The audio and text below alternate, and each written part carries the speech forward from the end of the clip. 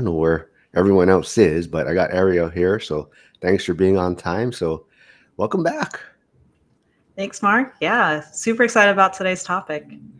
Yeah. So today, our main topic is going to be kind of like what is the five, is that, hold on, I'm hearing five investor mistakes or mistakes in the beginning of their journey that a lot of newbies make and how maybe they can avoid them. So, how long have you been investing for? I've been investing for 5 years now. Yeah. Oh, about the same timeline as me. So, I people might know my story. I've made quite a bit of mistakes in my beginning of my journey. So, what about you? Has it been smooth sailing for you? Oh, not at all. Yeah, so my first deal was a house hack in New Jersey. And one of the things that I didn't realize, and it probably wasn't one of the books I read, but I just didn't note it down, was that property taxes go up upon a sale. So I did all my cash flow numbers. I saw I was going to make $500 a month. I'm like, this is great. Like, you know, right in line with what I'm looking for. And then all of a sudden, the property taxes go up from 5K to like almost 9K, which is a huge detriment to cash flow. Luckily, rents kind of increased during that time period as well, as like that was like the climb of rents in 2019 and 2020. So it kind of outweighed. And at the end of the day, I ended up cash flowing like $300 a month. But property taxes, that's one that you need to be aware of and put into your initial underwriting for a deal. Yeah, it's always those kind of hidden extra things, right? You can, a lot of people, you run your numbers on, the down payment, the closing cost, what the rent's going to be. So that's the basic formula, and then it's like other things that pop up. Like you mentioned property taxes, and even for me, it's related to property taxes, but it's more like the transfer title fees. So Okay. like if you put it in, some people put it in their name initially, and then they want to transfer it to an LLC after and whatnot, and they don't realize they still have to pay transfer title fees a lot of times. And I invest in Pennsylvania, so of all places, it has like one of the highest transfer title fees out there. So that's something I didn't consider. So it's extra money out of my pocket if that's the route that I wanted to go. But yeah, there's so many things that people don't consider, when getting started. I think for me, I always go back to just kind of I know you're more like a data driven, so I think your mistakes are going to be from, or maybe that standpoint. I think mine is I'm like I always talk about it, where being in the firehouse, we kind of just figure things out, and I think that's where a lot of my mistakes have come from, where I've just jumped into things without really maybe having a better plan or course of action. So that would be my number one thing, is just really don't get ahead of yourself. Like that's I really got ahead of myself, and that's where it kind of slowed me down. But for me, that would be one of my biggest mistakes, is just realize that I think problems are going to happen no matter how easy it seems. Yeah. So just take your time and kind of it's kind of like just like building a house. You got to start with a good foundation and then build up. And then that would be my thing, is just really let yourself get seasoned a little bit before you really jump ahead. Yeah, I agree with that. And there's going to be learning lessons. You could be as data driven as you like and try to research a lot of things. However, every house is different. And even though there are similarities between them, like for example, my first property was built in the 1910s. So usually properties that are older are going to have more work, even if they're renovated. There's still like, old structure there. But at the same time, that house is still different from the house next door. So it's okay as a newbie to recognize that, like, you know what, maybe I should just have a little bit extra reserves so I can encounter these issues and not feel overwhelmed. But it's okay when issues do arise. Great point on reserves. So that's another dagger to me. Like having proper reserves is super important. And I think it's not only you probably want to go above what you're anticipating in the beginning, right? A lot of times, like I thought I had enough. And you mentioned having older homes also. So that plays into it, like you said, right? So you got to just expect that you're going to have a little more maintenance for these older homes. And, Pittsburgh does have a lot of older homes. But you mentioned you started with a house hack. So do you think that can help maybe overcome some of the mistakes in the beginning? Because you're not totally relying on a certain amount of cash flow in a sense, right? You're just trying to eliminate some of your expenses for rent and whatnot, or your living expenses. So does house hack kind of alleviate some of those mistakes you think in the beginning? Oh, 100%. And in different ways. So, like you mentioned with cash reserves, you don't have to put possibly as much down as well as in your reserves, which helps with being able to save for the next deal. But also because you're living in the house, you kind of start to understand all the different niches about it and what could go wrong or what are some of the benefits. So, for myself, when I rented out that property a year later, I showed the property myself and I felt so confident showing each of the rooms, describing the property, describing the amenities because I had already lived in it. So going forward, when I purchased rental properties and did the same but never lived in them, I felt comfortable from that initial experience by doing a house hack. Awesome. Well, Matt, thank you for finally joining us. I don't know if have you met Ariel yet?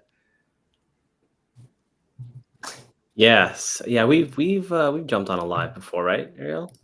No, I think this is the first time actually. Well, nice to meet Oh, you, Matt. really? Oh, dang.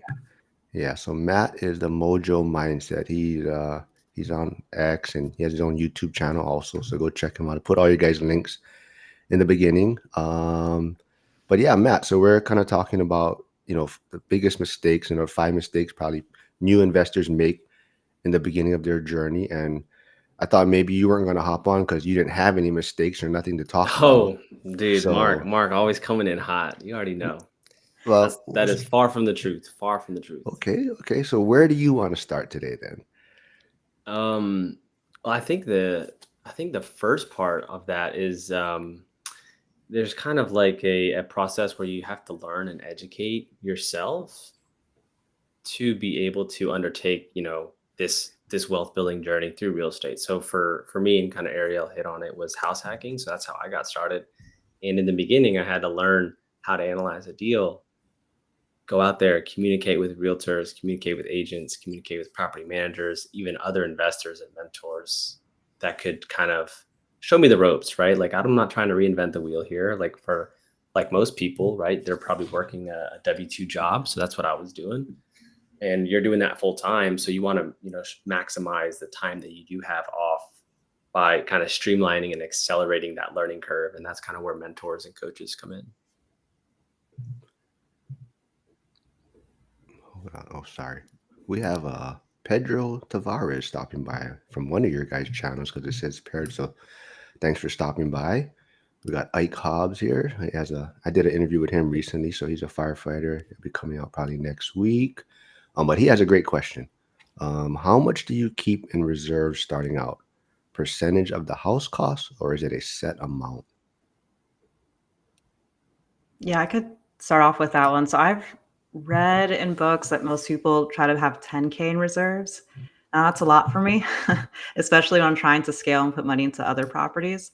So I'm a little bit more risky where I do like maybe 2 times the amount of rent.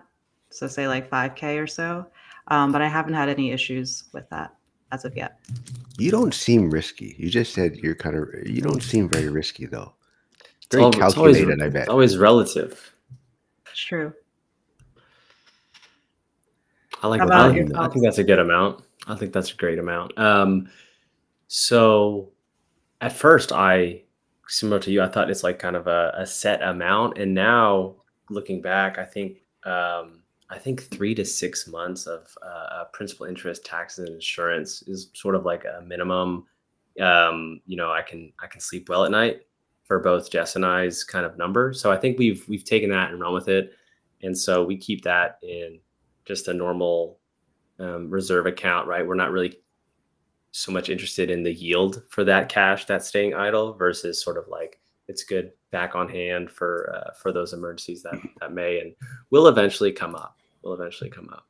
Like a new fence, like how to get a new fence in Florida. So that was another 1K just out the door for a tenant turnover. So having that wiggle room, I would say, sleep better at night, and these things do come up in the business. So. Yeah, so for those of you that are tuning in and was expecting Kevin here, he won't be able to make it, and he's having a landlord issue. So we're talking about reserves here, but he's actually not going to be able to make it on because he has a water heater issue going on right now. So, Oh, those are the kind of things that landlords have to deal with. So, talking about reserves, I definitely think it's something that kind of changes as your portfolio is scaling, right? So I think at a certain point there'll be a cutoff. Like like some people talk about maybe 10K per property, but at a certain point, you're probably going to have a cutoff of maybe 50K total. Because if you think about it, I mean, of course you don't want everything to happen at once, but typically, your biggest maybe expense might be like a 15K repair or something per major event. So I would say there'd be like a cutoff at 50K, or maybe at least have access to some additional funds if you did need it. But I would have one amount of 50K where I probably wouldn't touch at all. But for me, that was probably definitely my biggest mistake. I did have like 50K, but I had so many properties that I kind of brought online all at one time. So I think that's why it's also important to let things kind of get stabilized at first before you start scaling. So like I always talk about, the first few properties I had really tricked me. I really felt like they were super easy, hands off, and I just went all in. And so it definitely slowed me down. But that's somebody actually mentioned me in the school community, saying I kind of saved them a lot of money. Like my story or my journey, me always talking about my mistakes I made actually prevented them from going too quickly. They had access to a lot of funds, but hearing my story, they kind of slowed down and let themselves get settled in. So they always try to thank me for, even though he didn't know me at the time, he heard my story and he said I probably saved them a lot of money. So yeah, just telling our stories out there is super helpful, I think, to a lot of people. So all of you stopping by, thanks for always stopping by too and putting in all the comments and questions. So I love that. So anything, what would be maybe the next maybe mistake or thing you think new investors have to be aware of? Yeah, I can mention one that's not quantitative, more qualitative is location. Mhm. So a property could look really good on paper, but you have to make sure, like maybe in a 2-mile radius, that that property still fits your criteria. So, for example, I try to invest or to have tenants that are working professionals, mostly to themselves. I find them to be pretty good and kind of similar to myself. So, for my first property in New Jersey, I saw that there was a car shop down the road. And I was like, oh, that's great. Convenience to be able to bring your car if like a flat tire comes in. Not so great because there's actually, 19-year-olds that are coming in, revving their cars, going fast in like a 20-mile street, miles per hour. And it just causes a lot of noise in the area. Also, I saw the property in wintertime and closed on it then. So there was no one walking around. Yet summertime came and there were people out in like their back porches blasting music. So these are all like the little things that like you can try to solve for somewhat by like walking around the property at different times of the day that you're looking for. And then also looking at businesses that are local and trying to assess like, would that business add a lot of foot traffic? Could there be a lot of high noise? Could it disturb someone who's working from home? And then from there, deciding if you want to move forward or not. But luckily for myself, that car business ended up closing down. So now it's back to a quiet street. nice. I would say for location, one thing that I learned, again, kind of piggyback on not trying to reinvent the wheel, is in Pensacola and Florida in general, there's these supermarkets called Publix, which are pretty much like as religious as, I wouldn't say as religious as Buc-ee's in Texas, but I've they're, never heard of either of those. you haven't heard of either? Okay. No. Well, I want you to picture your local supermarket. But anyways, like it's a different type of clientele that I would say they've done their research picking where they want to open up a new location. So it sort of made sense when we looked at areas right along the highway on these new developing neighborhoods, new areas. Like it was also be like, oh shoot, there's actually going to be a Publix that's coming up at the corner of that, a corner of that intersection. And so it kind of gives you that kind of it reinforces your maybe research of saying, hey, this is on the population growth trend. This is where people are moving. This is where jobs are. And it's sort of a confirmation of like what your paper analysis does with what's actually in real life. So I think similar to that location, being able to walk, see the development, see the growth, it sort of reinforces maybe the research that you could do to just give you zip codes to start looking at, and then you want to dive in a little bit better. And so that helped out for us. Yeah. So before we dig into the question Pedro has in the comments, talking about location, I think that's something that I did a very poor job of. Not so much, I mean, more like just the streets.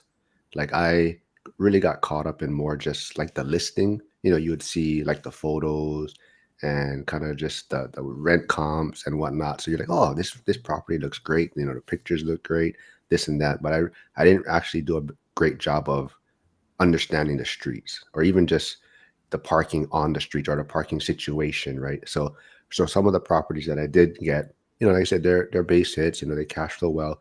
It's just there's some parking situation issues where, somebody like one of the property managers told me, oh yeah, I basically had to reverse out of the street. Like there's no place for me to turn around, and it's like, oh shit. So actually that's one I was looking to sell. Just he says it's gonna do well. It's just you're probably gonna have a lot of turnover, right? People are gonna get tired of constantly having to basically just reverse out of that street all the time. So that's a great point on location and just really understanding the streets that you're investing in. But Pedro has a great question. He says interest rates have been coming down and might drop more soon. How do you think that will impact the market? I bet Ariel has a great insight on this.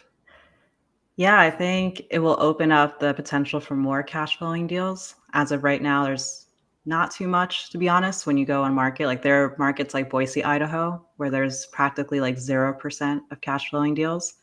So that helps investors. But then the other end is still inventory. Like we need people to move out of their houses, so that, like, say those who are in a more like retired state, so that we have more inventory available for properties to purchase. I think if we can get interest rates down, also have more new construction, that could help. But we probably won't see anything impact us dramatically in the near term. Yeah, I think, like you said, time is what is needed for lower rates for inventory to build up. That transaction between that move up buyer and the first time home buyer. I think what I was seeing in Florida too is like the home builders that are pivoting to appeal to smaller square footage, smaller bed bath counts. So, for example, in 2022, there was 4-bedroom, 2-bath, 1,800 square feet, 5-bedroom, 3-bath, 2,500 square feet, and that was the range of the DR Horton. It was DR Horton development at the time. Now, when I look at Zillow, they are 3-bedroom, 2-bath, 1,200 square feet to maybe a 4.2, but the square footage tops off at like 1,500. So I think you're seeing that appeal to smaller square footage, smaller bed bath counts, smaller footprints to be able to fit in, because they already put contracts to get these plots of land to develop. So they're just kind of trying to put as much, I guess, bang for your buck. So the purchase price is coming down, obviously, but you're paying for much smaller square footage, much smaller inventory to help alleviate that. So definitely seeing that in the Florida markets, and I'm sure was it like San Antonio or markets in Texas where they're like less than 1,000 square feet, just row houses. So I feel like those developments will be more popular if interest rates are currently where they're at or trend down. All right, what is Wawa and Sheets? Dude, Mark, you got to get out more, man. You got to get out more, dude. For someone that is investing in Pittsburgh, you think you would be, familiar. What are these places? Dude, these are the cream of the crop gas stations, right? These are not just your run of the mill. They serve food. Wait, I haven't. Ariel, have you heard of these? You haven't said you just laughing here. Oh, of course. Oh, Wawa. yeah, New Jersey, right? She's familiar. New Jersey and Florida now. Okay. You can get a really good sub at Wawa. Yeah. I have no idea. Mark's on island. He's on the island vibes. I mean, even when I'm in North Carolina and stuff, I don't recall seeing any of these. You've been to Cookout though, right? In North Carolina? No. You actually haven't been to North Carolina. I don't know what part of North Carolina you were visiting. Western North Carolina. Um, Oh man. but yeah, talking about another thing I think is super important is like rent comps or rent rates. And not, I think in the beginning, don't get so caught up in needing to get a certain amount because that's what the data has shown you or told you. I think a lot of people kind of worry what other people are going to think if they don't collect that rent that they expected. So I think for like maybe your first few properties, it's probably even better to go well below that, as long as you're cash flow positive. But give yourself, just get it filled with a quality tenant first, and it takes off a lot of pressure from yourself. I think that's super important because I've seen a lot of people, they want to collect a certain amount of rent, and then it's sitting for so many weeks or months, and then they start stressing out, and they're worried if they made a bad decision or a bad investment. So I think if you just place someone, a good quality tenant, and maybe you know you're not collecting the rent you hoped, but at least it just gives you this kind of, okay, now you can get settled in. Now you can start also learning how to be a landlord and all these other things, and it kind of just takes a lot off your plate. Yeah, Hmm. I agree with that. Yeah, it helps, right? Because you're probably targeting, right, the 70 to 90% occupancy, right, to get like the top echelon rent. You're probably going to be on an island on the opposite side of that bell curve of like you might get a chance, but it might sit vacant for a little bit. And I think too, a near recent example is that we had a tenant turnover in Pensacola or in the suburbs of Pensacola, and the market rent for 4 bedroom, 2 baths was 2,200 to 2,250, right? So it was in that range. So, if you were, I think if I was just starting out, I would be like, oh, like let's get 2,300, like let's really push the envelope. And then now sitting back, it's we were able to get that tenant to renew. And there was a part of me is like, it's rented at 2,150, so it's like $100 less than the top market rent, which is fine. A part of me was like, all right, do we keep the rent because they're a great quality tenant, or do we sort of like condition that there is a slight increase? So it was just a 1% increase. No one's moving for $20, $25. If they were going to move, they would have moved and they would have already made that decision when their lease was coming up for renewal. So that was kind of the mindset that we had there. Care to kind of get your guys' thoughts on that decision? Do we make a good one? Do we mess up? What do you guys think? Yeah, I think it's good to make slight incremental increases if they're a good tenant in place. That way, it's so much more expensive to have to put a new tenant in place just for an extra $100 a month, for example. So slight increases between 1 to 5% can still help you to like somewhat keep up with market trends, but not have a really good tenant be scared off. All right, now everyone's trying to figure out what I know about her. So Ike is Sheets. What is QT or even Casey's? I have no idea what you're talking about, man. Um, but Trade Better has a great question. Let's see. How about, oh, do you guys consider this? How about closeness to bodies of water? Is better cash flow worth the higher risk potential of flooding? Hmm. I think it depends on your exit strategy or your holding strategy if you're doing short-term rental versus long-term rental, the location itself, what amenities are there, and then also the type of property. So I think if you're going to be in a flood zone, being in a property that's or having a property that the first level is where like the bedrooms are and stuff is 100% risky. Like for New Jersey back in 2011, I believe it was, they had the Hurricane Sandy, and it wasn't talked about as much as like being a detriment because it was mostly everyone's second homes that got affected. But what occurred next was that all these homes were pretty much flooded, and then insurance came in and all the standards became that the houses have to be raised where the first floor is a garage. And a lot of those properties are like cash cows when it comes to short-term rentals. So I think just be mindful of location, property, and then if you're going to do short-term versus long-term, if the cash flow is worth it with the insurance costs. Yeah, I think that's super important. I think same thing. It comes back down to reserves too, right? And how much risk you can take on. So I think it's not probably personally. I probably wouldn't look into that as one of my first few properties or few deals. Taking on that risk, but it's something that maybe as you get a certain amount in your portfolio, and then you have a certain amount of cash flow coming in, then that might be something you want to look into. I mean, like you're saying, bigger returns, but a little bit more risk on the table. And now Janitor on Fire has stopped by, so I put his channel in there. His channel is growing quickly. I like his channel. He goes through all different post office across the country, but he's also kind of mean to me. But he says That's why I you don't keep them even around. yeah, but I don't even know. Okay, now here's another place I've never heard of. I live close to the largest convenience store in the world. What is this? That's Bucky's, Boosie's? dude. Bucky's? That's Bucky's. Yeah, that is the Texas like cult. Their bathrooms are cleaner than a surgical ward, and they have close to 200 gas pumps. Yeah, he's gonna put a video up. Oh, there's Mark Ham chiming in. Bucky's It is wild. it's like going to an amusement park. I'm It's gonna have to. lines are packed. It's slammed like no matter what time of day. Um, yeah, yeah. I mean, they're doing it right. Their branding, their marketing is money. It's good. Have to check it out. You see, you never heard of it. No, haven't. See, I'm not the only one then. All right. Well, is any of these in Vegas? Like when we're in Vegas, are you gonna be able to see any of these places?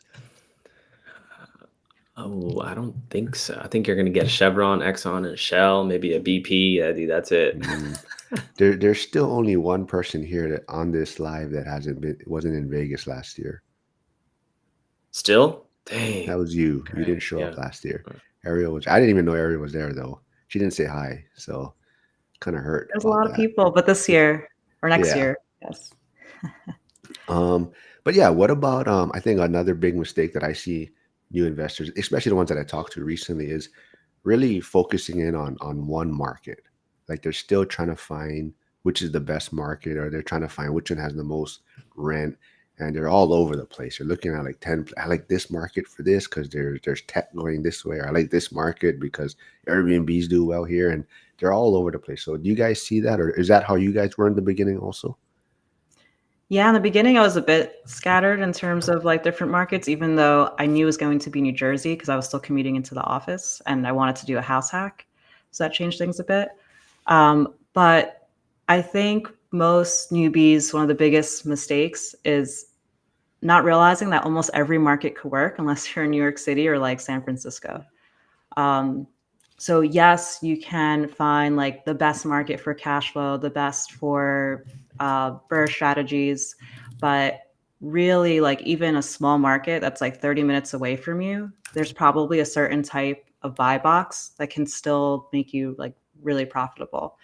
So I would just leave that with caution of always looking out of state, maybe also try to look in state and what's in a 2-hour radius. Yeah. And kind of what the question here is stating is the strategy type as well, right? Like it really has to fit, your goals and your lifestyle and what are you willing to sacrifice, right? Because a lot of people, if they're married and they have kids, they might not be, you bring up the idea of house hack and having roommates, and it's like, is that really feasible? Like, are they willing to make that much sacrifice, for that strategy? And oftentimes that might not be realistic. So then it's like, okay, well, you could house hack in a multifamily. Are you willing to be, in close proximity to other people? And so it's like, I think again, like you go back to educate yourself on what are the different strategy types, what fits your lifestyle and your goals for both you and your family. And then what are you willing to sacrifice, right? Like you're sacrificing a lot of personal space when you're having roommates or you're sharing walls with other people that potential strangers. So lots of, I guess, lots of questions to kind of help filter out what exactly fits your lifestyle and what you're trying to achieve. Yeah, great points. I think that's one thing too. Not only are people trying to find the best market, there's so many markets out there. Now they're trying to figure out which strategy they want to do, right? So they're like, I want to do the burr, I want to do short-term rental, I want to do a fix and flip. So I think also just honing in on what strategy you want to focus on. I mean, like we talk about, Burr is a little bit advanced strategy, but people do it from the beginning. But same thing, we always talk about like community and who you circle yourselves with. I think that's super important. Be around people that have done it that can help guide you along. And I think we always talk about it too is, I guess, in a sense, expect to fail somewhat in the beginning. You may not be able to get all your money out of the deal like a lot of people have been doing the past 4 or 5 years, right? Things, the market has changed, but it's also getting that experience. But if you go in it expecting to make mistakes, that's and that's kind of the approach that you want to take, knowing that you are going to do other deals down the road, right? Like this is not going to be a one and done situation. So I think that's a great point. Let's see. We had a question here. Oh, here. Curtis, thanks for stopping by, man. Glad you're up finally. He's on the West Coast, that's why. But between Mhm. properties, do you get antsy for your next deal?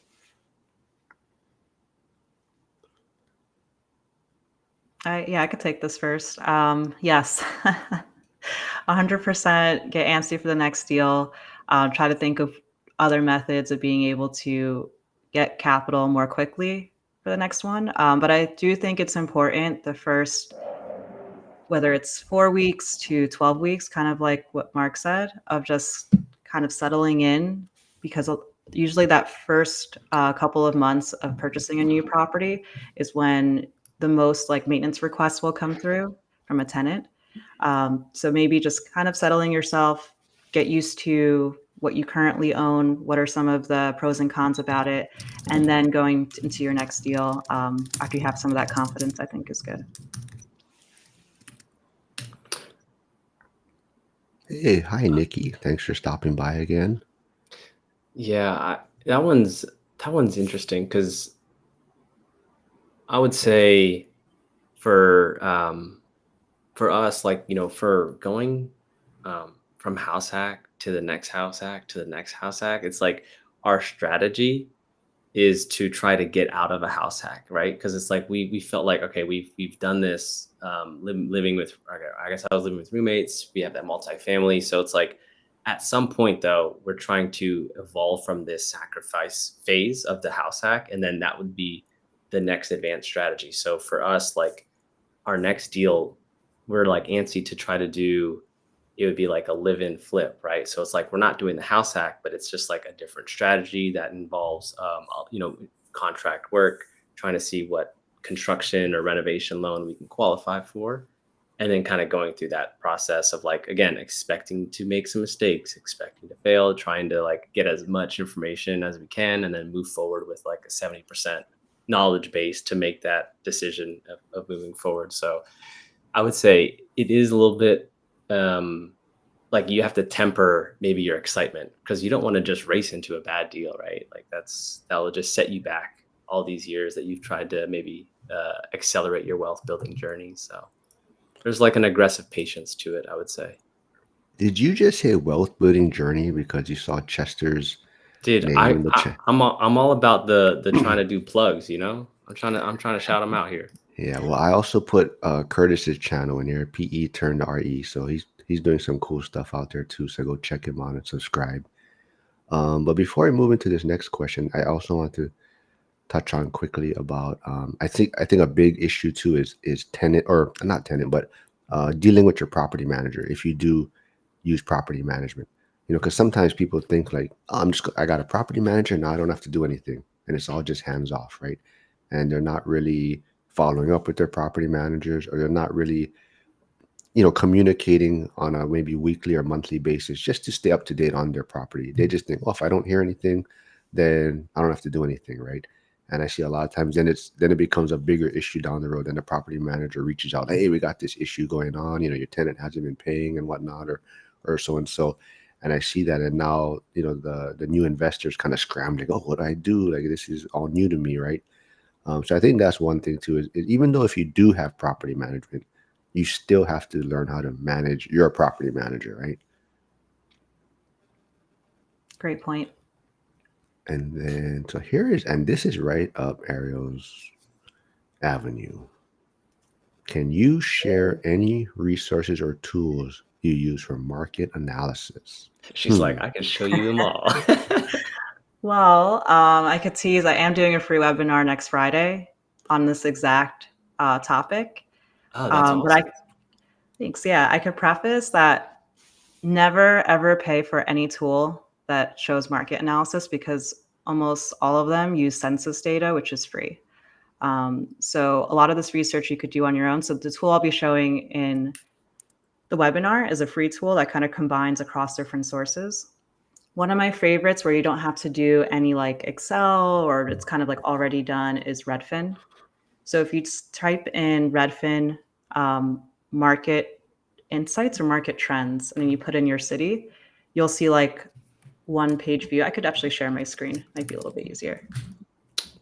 Yes, I think it is market insights. It's fantastic. I think even some markets I feel like are more prone to being um, like Redfin's got even better data for sit markets. So for us in New Orleans, I know Redfin is a top premier data um, insights tool that's very accurate. So they are Yeah, nice.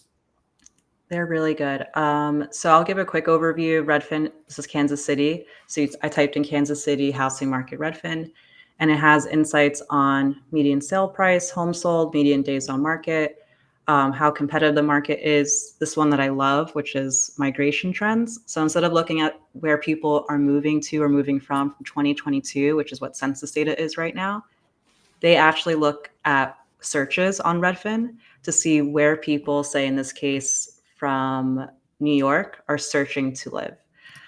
So we could see here that people are coming into Kansas City from all areas in the country. And then we could also see when they're moving away from Kansas City, it looks like they're pretty much staying like in this central area, which to me kind of signals that most people here are kind of selling their home at a premium and then just going a little bit more outwards from the city.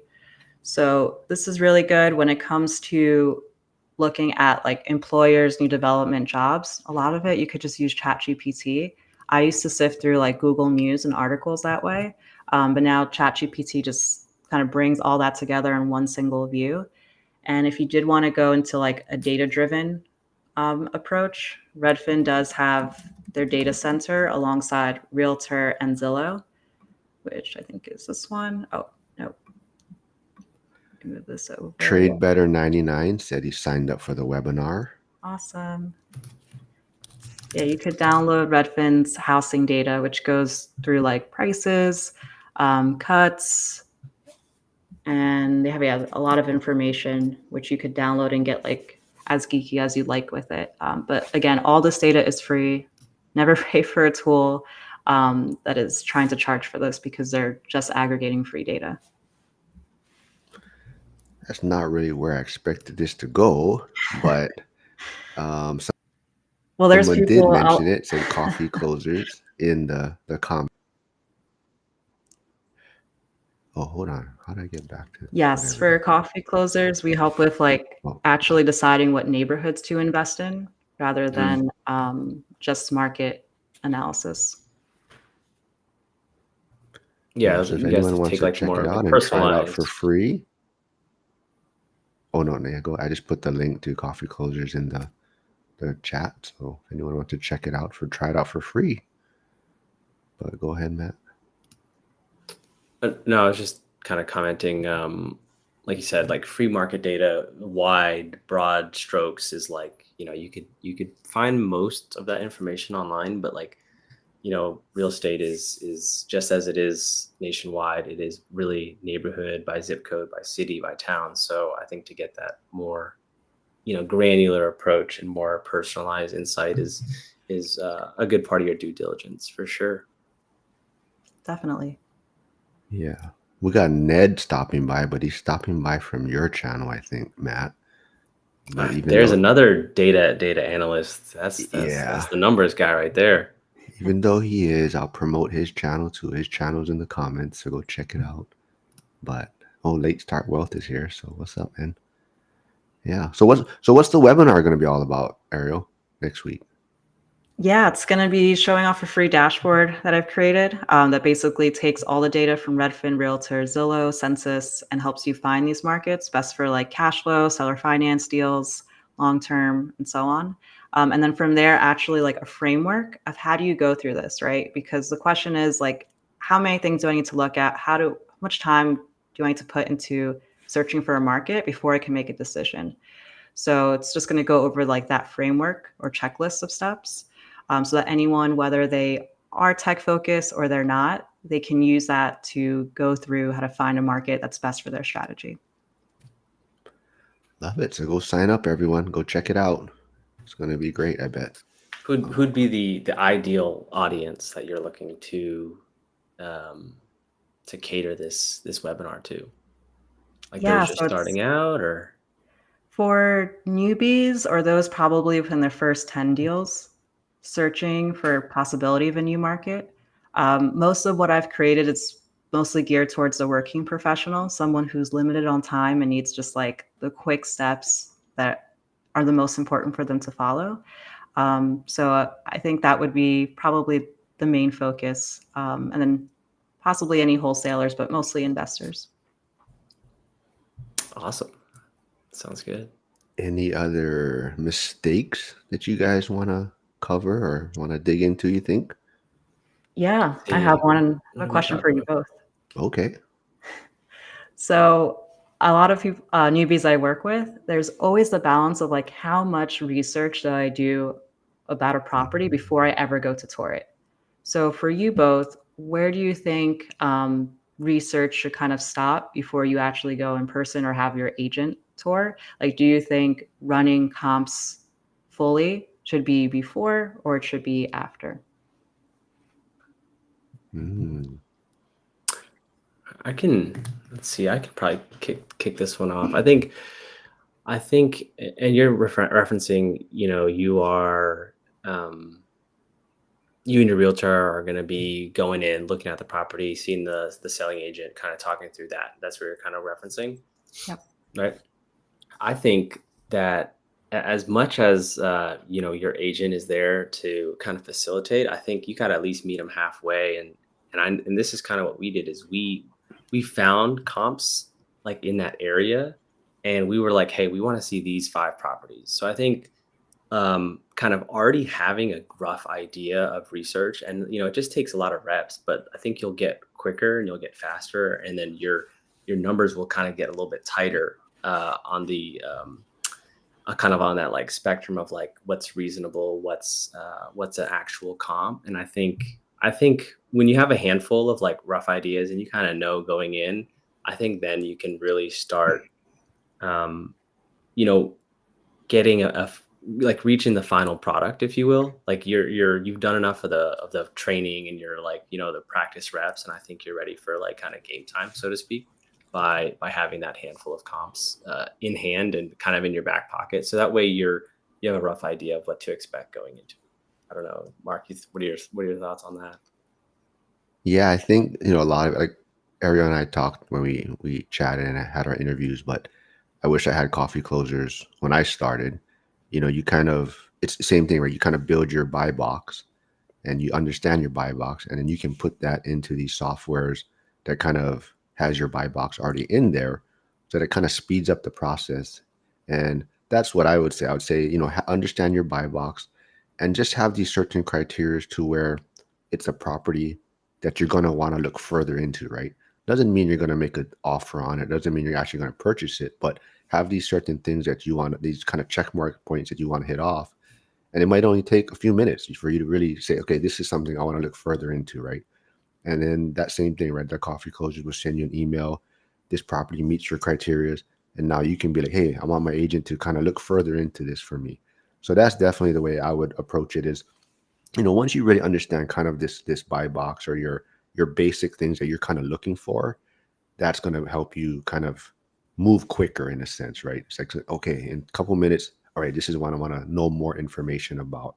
And then you're going to reach out to your agent and be, hey, dig deeper into this or find out more about this particular property, right? And you may not make an offer on it, but it at least fits these certain things where you can get the ball rolling and you can make some take some action on it. So that's how I would approach it. And definitely, these type of softwares, especially in the beginning, instead of having like 20 different tabs open and trying to figure out like, oh, I'm looking for this, these type of things make things a lot easier and more streamlined.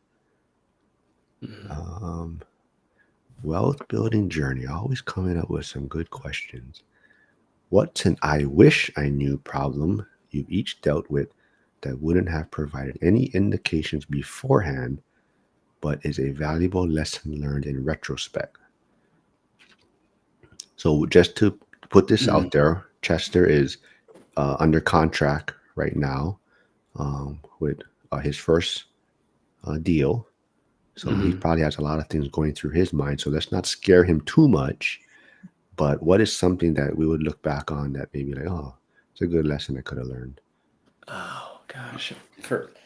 Is it a new construction or a So he's going through a older turnkey house? company. He's going through a Turnkey? turnkey Okay. company in Detroit, I believe. Okay. So I know the one that like initially comes to mind, I might have to think about this a little bit more, is property taxes on new development, because that that got us. And it got us to the point where we didn't really know how the county would assess the taxes on undeveloped land. So on escrow, our principal interest tax insurance, it was, let's just say one amount, and then a year after it's assessed, it's like significantly higher, and you're like, okay, well, how do I factor in that delta in when I'm analyzing and running my numbers? And so, you could attempt to maybe see if there's any comps in the same zip code, the same neighborhood, but nothing I think prepared us for how to really kind of gnat's ass like kind of a range of amounts, like what it could be. So like for example, it went from like 18, we had one as 18 like 80 to like 2400 was the next like um essentially note or mortgage payment, was because it was like we underpaid in taxes the first year, and then we're having to overpay in taxes to compensate for the first year. So like maybe the third year it's gonna like kind of be in the middle, but it's I think we could have probably did analysis paralysis trying to figure out that number.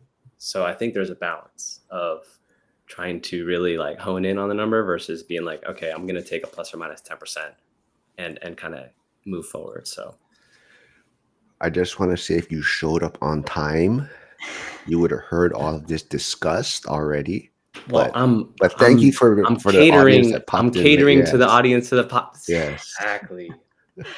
Come on now. I'm here for them. The people that they're working jobs. They gotta come in during lunch. No, yeah, definitely. Property taxes can get you. And another one that I wish I knew was when I first rented a property, the photos that I put were just like off of my iPhone, which most of the comparable rentals were like that. Then when I rented out my first property in Florida, I was the only one taking photos on an iPhone that was like not edited. So my property is still in the market for a little bit longer than what I expected. Um, so going forward, I either use, I think it's just like Photos, the tool in Mac, or sometimes I've actually sent off the photos that I've taken with my phone to like one of my friends who are like really good at software editing and stuff like that to make them really pop. But if you don't have either of those, then really just look at the photos in the market. If they look to be more pristine, then just get a photographer. It'll be worth it in the long run. Yeah, I think for me, the biggest thing is maybe telling my agent, being more specific with my agent, is as far as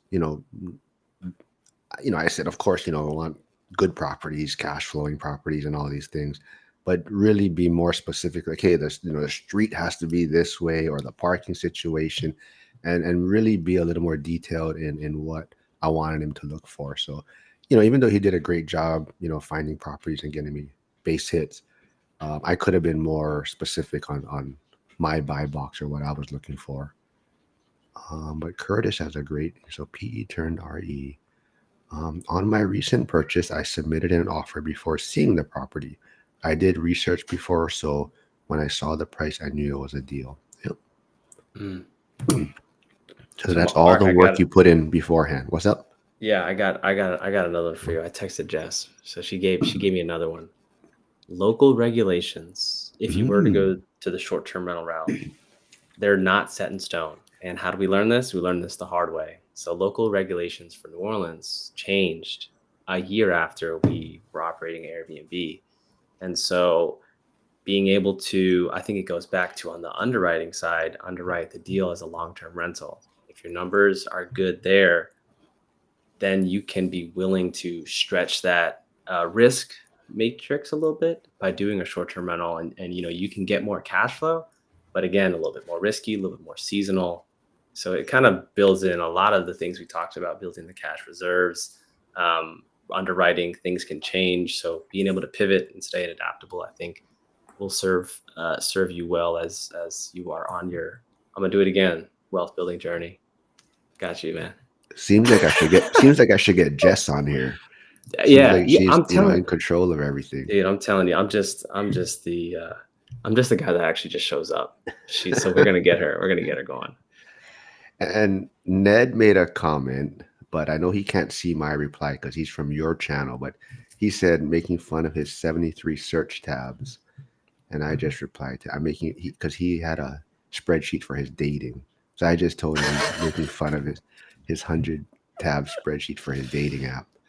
Oh, that's good. Oh, what Landlord Odyssey's here? What's up, Radeon? I put your channel in there. You're doing some cool stuff out there, so go check him out also. But yeah, so wealth building journey. So he's in the process of his closing, but his appraisal came back 10K below the agreed upon purchase price. Has that ever happened to you folks? Not 10K. It's been always like a little bit over or in line. What about you, Matt? I think the reason why it came in for us above was because we closed in 2020, 2021, and 2022.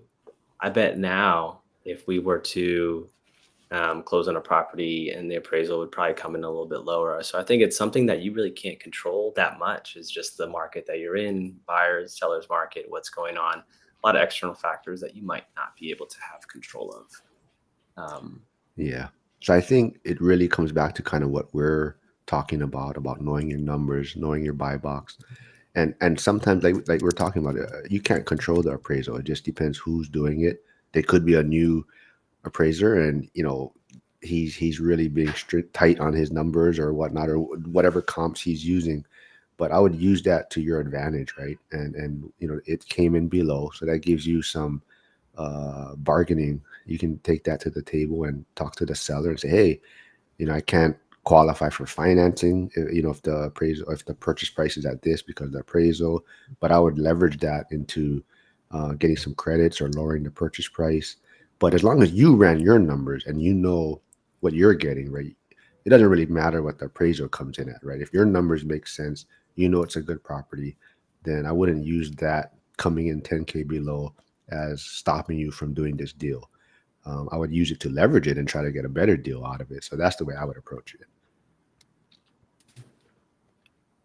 Yeah, and I think the other benefit of investing in real estate is, just because the appraisal came in 10K below, that only matters. Were you trying to sell in 3 months? Were you trying to sell next week? Right? Like if your horizon or timeline is 5+ years, 10+ years on hold, then it's a nice to know, but not a need to know. That's a make it or break it, in my opinion, right? It just depends on that strategy piece and what's your holding timeline. So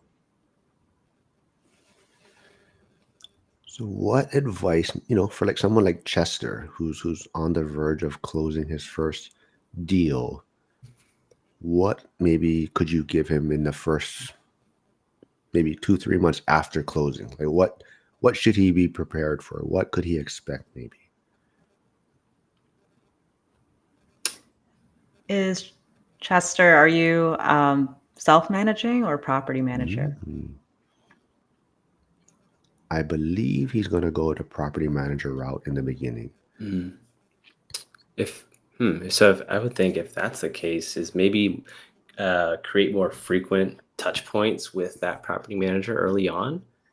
So, and you could just be upfront and be like, hey, these are my expectations. This is going to be my first time going through this process. I'd like to stay a little bit more involved in these first 3 months than I might be in the next 6 months, for example. So, would you be open to, uh, um, maybe a weekly meetup just to kind of see how the progress is going, and then we could switch it to monthly, and then I don't know, maybe you kind of gauge it from there. Okay, so if it's from a distance, then maybe kind of have that schedule, have that expectation up front to just get a finger on the pulse, especially if you're going to be doing from a distance. And I'm sure if you express those concerns with that property manager, they're going to be a little bit more willing and understanding of your situation and where you're coming from.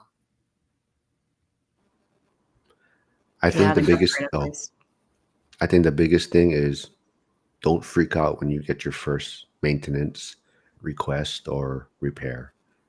I think that's the number. People get so shocked when they get that first one, and it could be the smallest thing, and they're just like, "Oh my gosh, like what am I gonna do?"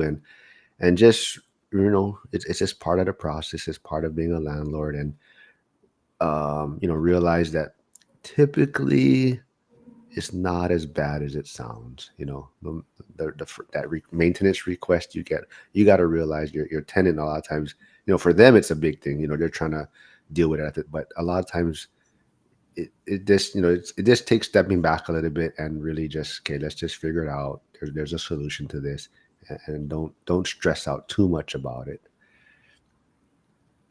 Detroit is about 1,000 miles from DC. Yeah. I think, Chester, I think it'll be good for you to actually be far away from it. If not, you'd be there every day. That's what I think. Also, be prepared for the text messages rolling in. Can I buy your property? Yeah. That Once means you you show got a up, good property, yeah? once you show up on the list of out-of-state investor, um, it's like maybe 2 wholesalers a week that will reach out through text or call. Chester would talk to them for like 3 hours, I bet, though. So they may not call him after that. So that could bode in your favor, though. You're like, oh man, like we got to stop calling this address. You're gonna be on the phone for half the day. Chester's going to start calling them after. Yeah, yeah, that's funny. Yeah. So what else? So has it been smooth sailing now that everyone has about, 5-6 years in their journey? Has it just been super easy now, everything?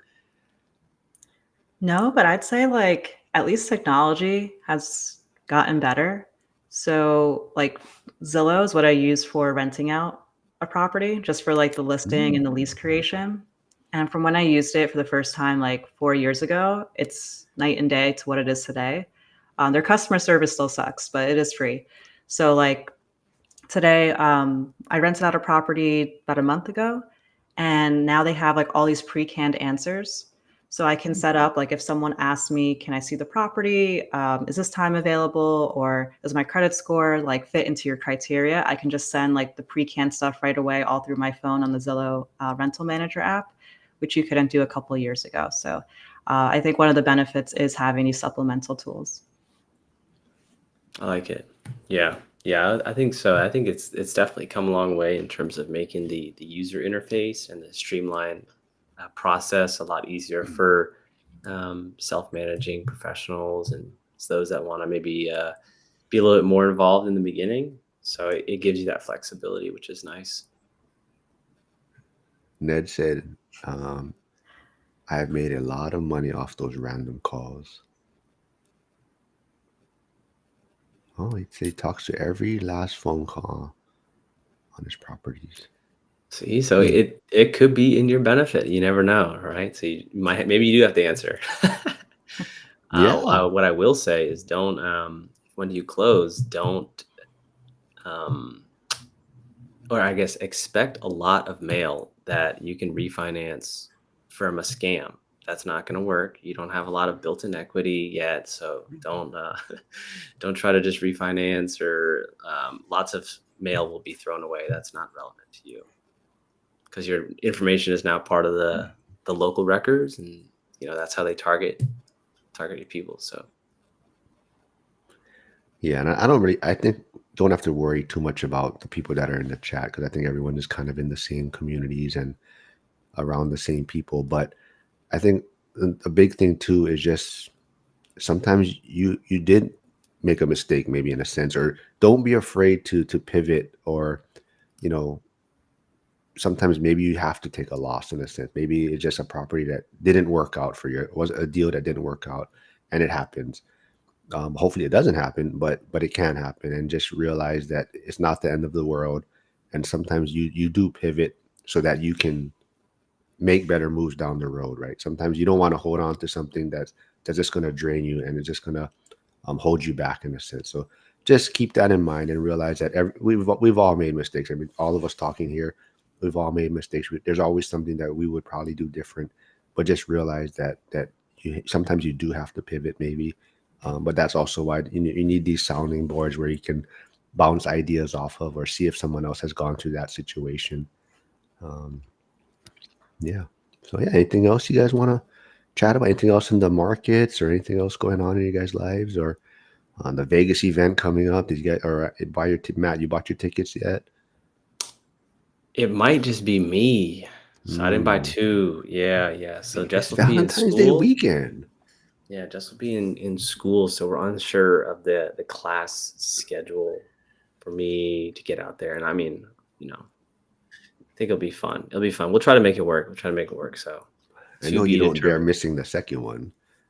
Yeah, that's it. I know I won't hear the end of it. That's how my intro will be every time. Yeah.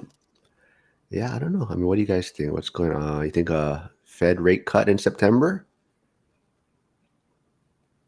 Yeah. I'm Yeah, I think really it's no economist, but from what the experts in the market are pricing in, I mean, it's hard to beat. What is it? It's at 100%, Yeah. at least a quarter in September. Yeah. So We'll see. I mean, it'll be interesting if, I mean, are they saying what, 50 basis points maybe is what they're talking about? We'll ooh, see. I don't know. Let's see. We'll see how it affects the Use the Fed markets. monitor tool. That's what I do from investing.com. Fed monitor tool. Ooh, 50% is at 62, and quarter point is at 38%. So they are lots of high probability for half a point. I don't know. We'll see. I'm not as in tune or in the economy or educated to help articulate the implications of a half basis point. So I'll stay in my lane, and we'll leave it as leave it there. Late start wealth. Even though I'm house hacking, I plan to get a PO box. I'm assuming he meant to type for all mail. You guys have thoughts on that? yeah, I think it's useful. When I think of PO box, I think of another mistake that maybe as a first time investor, I thought that I would have to get all my properties in LLCs, right? Like before you even start marketing a deal. No, that is not the case. So don't think you need to have your entity structure ironclad defense, if you will. Yeah, There's mine's enough not layers of ironclad. protections. Yeah, there's enough layers of protections. Mine has Don't need to holes do it. everywhere in it. That's the hard part. I mean, you can have it set up, and it's just like trying to keep it ironclad, like you're saying, and especially in the beginning, right? You're trying to figure out where this money got to go and who pays Yeah. what.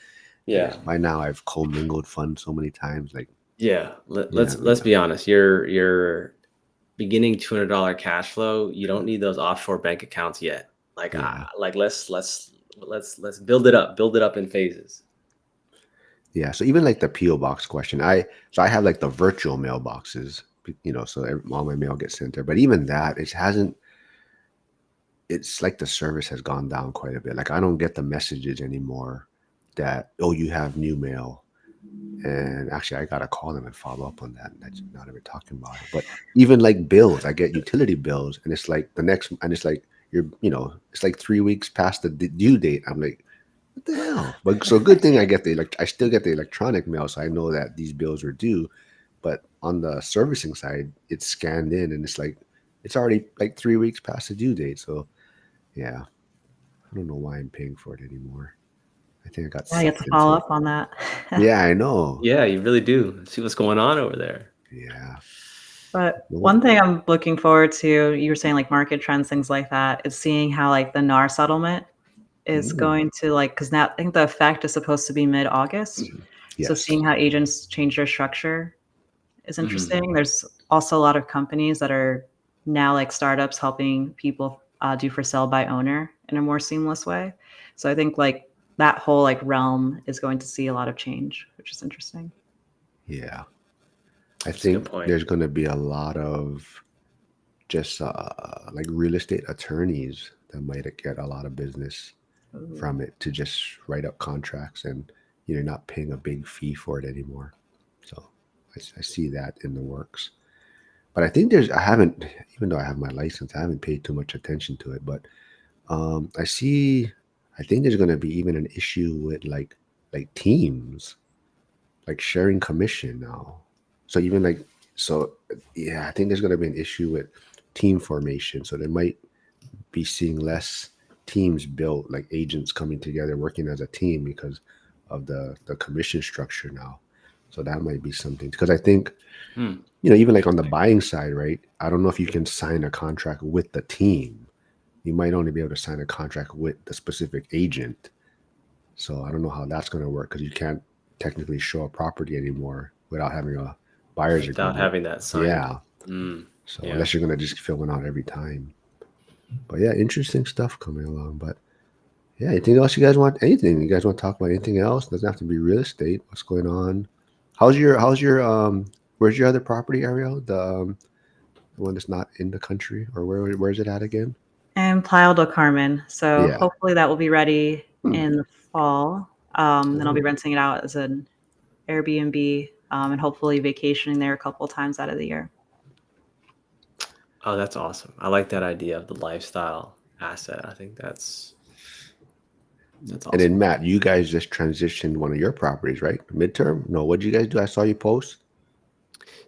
We converted from long term to midterm up here. So it's kind of like so in the triplex we live in one unit, and it's mirrored image shotgun double in the other unit, and then below is the Airbnb. So I think just for a little bit more transient options, we converted to a fully furnished medium term rental because we had a lot of extra furniture from Florida, which we converted that from, it was a rent by the room, and that's now taken over by full property management to do long-term rentals. So that was the goal, was to just transition from the self-managing in Florida when I moved there, shoot, probably over a year ago now, to having just a property manager manage those. So those are, it's a much better feeling, because that's a good thing about doing it yourself, is then you realize what you don't want to do, and I don't want to manage properties. So that was gives me good clarity. So that was you know fortunate to do it, but I look back and I'm thinking, okay, now I know what I do not want to do in the future. Is this your first dabble in the midterm space? It it will be. We are doing a combination of Airbnb 30-day, like advertising 30-day plus on the calendar, Furnish Finder, and then a Zillow on as well. We've had luck with Airbnb. So we have a couple kind of, I would say we've had a 60-day stay and maybe like a 79-day stay, and then a couple reserved after the new year. And so that's kind of the route we're going. So we're still seeing what works, what fits, what type of marketing is really hits in this area. So those three avenues for now. So we'll see. Yeah, good for you. That's huge. And I just started doing short-term rental end of last year, and I had a booking for like 45 days, and I was like, wow, this is like this is the way to go if you can, the medium-term rental where it's that sweet spot of like 30 to 90 days. Yeah. It's a lot more hands-on turnover setting up the system in the beginning. But if you're able to kind of get it set up, obviously less turnover than a short-term rental, less cleaning. But I think it's we get really good, at least for now. We've gotten really lucky with the like we've had a nursing physician couple that they work in the city, but they live northern Louisiana, so they just use that as like kind of like, hey, we're going into the city to work for the week, and then they leave for the weekend, which was like perfect for us. And then a couple like professional students that are doing internships. So it's so far the niche is rewarding, I guess, the transition to medium term rental, but it's a little too early to tell if it was the right decision. So Yeah, I just interviewed some guys doing midterm rentals for their business, and they love it. They says they like the clientele so much because people are usually going there for work or they're traveling for a job, and they're not, you don't not really worrying about partying, and so they have higher, I guess, their clientele is better, and it's like you said, it's not as much turnover, less wear and tear on the furniture. So yeah, they, yeah. they love it. Yeah, if you get something in writing also where the company is paying for the housing, I think they'll also be willing to pay for that top dollar because it's fitting within their, housing allowance, if you will, that the company is providing. So they're happy, we're happy, win-win situation. So that's ideally you want that. That's how that one will go. All right, so this was another great episode. I'll be back tomorrow with some firefighters that I met who are doing real estate. We're gonna go over kind of how we balance the fire department and investing. And then actually Friday, I'm gonna be back with the midterm rental guys. They want to do a live, so I'll be back with them on Friday.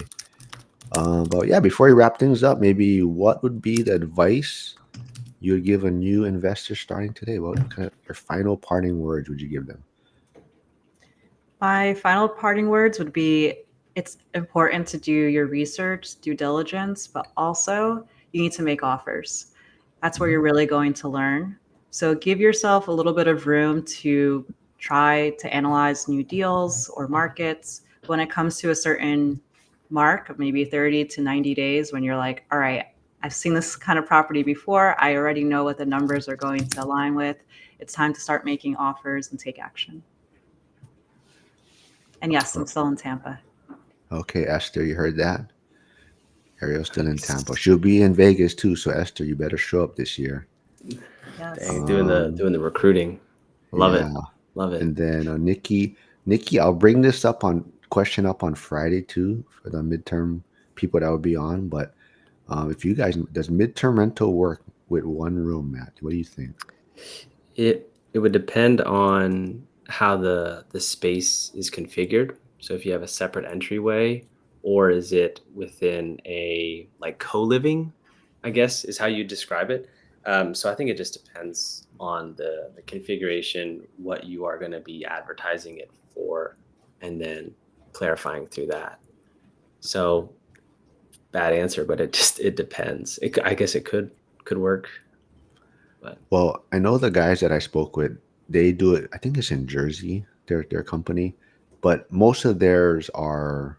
I think they said studios or one bedroom. So I know you might be talking just like like a separate room for your property, mm, but their properties mainly are like studios or one bedrooms. I guess it can work for these smaller space. It doesn't have to be like a huge house or anything. yeah. But yeah, so Esther, Nice. Esther says she will be in Tampa next Saturday. Have you met Esther before, Ariel? Or No, I haven't, but would love to. So yeah, feel free to reach out to me via email. Oh, Maybe we could set something up to sync. yeah, reach out, sign up for her webinar, sign up for the webinar for next week, and yeah, we'll get you folks back on another week, and we'll do this again. This was fun. appreciate it. Yeah, thank you All so right, much. thanks Yeah, everyone for thanks stopping again. by. Okay.